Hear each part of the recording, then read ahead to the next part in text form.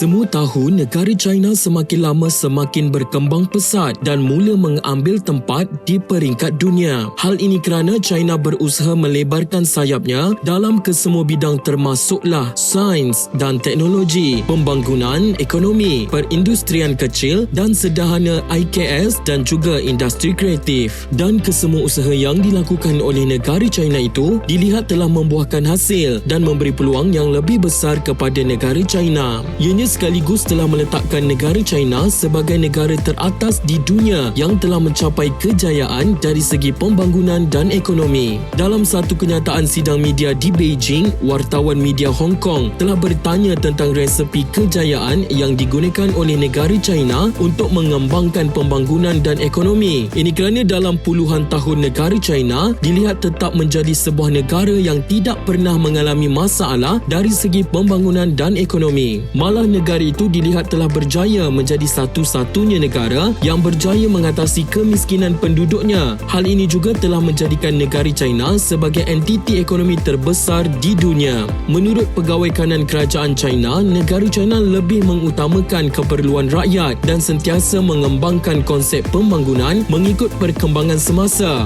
Selain itu, pelaksanaan dasar pembaharuan dan keterbukaan juga merupakan penyumbang terbesar kepada pembangunan ekonomi China sepanjang 4 dekad lalu. Antara resepi lain yang juga dilihat telah menjayakan ekonomi negara China adalah dengan menjadikan inovasi sebagai pemandu ekonomi serta menggalakkan pembangunan sains dan teknologi secara berdikari serta meningkatkan perlindungan terhadap harta intelek. Ini juga telah menjadikan negara China sebagai satu-satunya negara yang telah berjaya melancarkan 400 satelit dalam tempoh masa yang sangat singkat. Kejayaan negara China ini juga telah meletakkan negara China sebagai negara teratas dalam bidang sains dan teknologi. Terdahulu, ekonomi China menunjukkan prestasi yang lebih baik daripada jangkaan pada bulan Oktober apabila jualan runcit meningkat dan kekurangan tenaga berkurangan. Keluaran perindustrian meningkat sebanyak 3.5% pada Oktober berbanding tahun sebelumnya, manakala pertumbuhan jualan runcit meningkat kepada 4.9%